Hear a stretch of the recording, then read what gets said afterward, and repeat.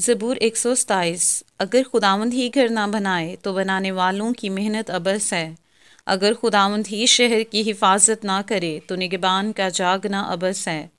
تمہارے لیے سویرے اٹھنا اور دیر میں آرام کرنا اور مشقت کی روٹی کھانا عبث ہے، کیونکہ وہ اپنے محبوب کو تو نیند ہی میں دے دیتا ہے۔